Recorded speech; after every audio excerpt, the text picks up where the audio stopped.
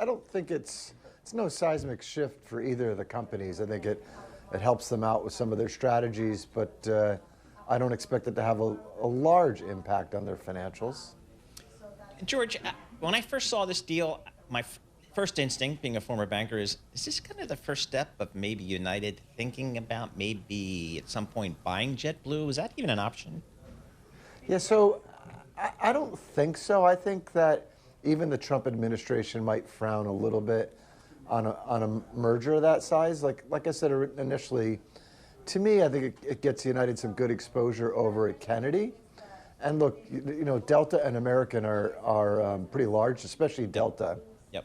And a lot of times, when you're the largest carrier in a market, you get to sort of command a premium.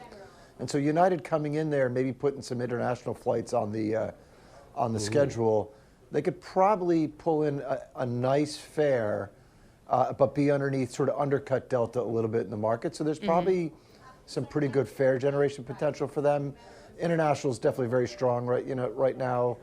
In 2027, probably the same demographic drivers will be there, and so it's a good market for United. And I think they give JetBlue more exposure to Newark, where Spirit Airlines is got a larger share out of Newark, give passengers some more budget travel options. And look, Spirit's got some challenges, so maybe JetBlue picks up more of that share long term, going out of Newark. But again, I don't think this is a precursor of a buy. But could they do more with this over time?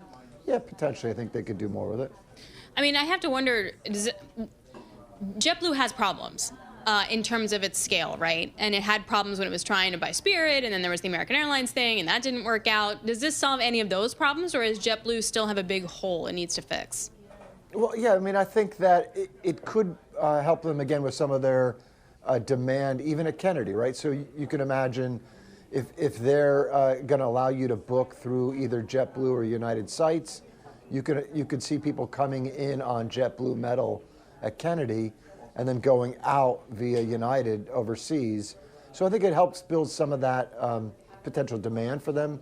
And Kennedy's a very large operation for them. And again, long term, I think everybody in low-cost world has a bit of a problem right now. Fares are definitely under pressure. They have to look forward and think about how's the landscape going to change here. Spirit is definitely one of the more challenged airlines in the low-cost landscape. And so if Spirit continues to shrink, this could be an opportunity for JetBlue to build some of that market share. And that's the ultimate fixing of that market, right, is to have some of those participants in low cost shrink and just create less options so fares can rise a bit.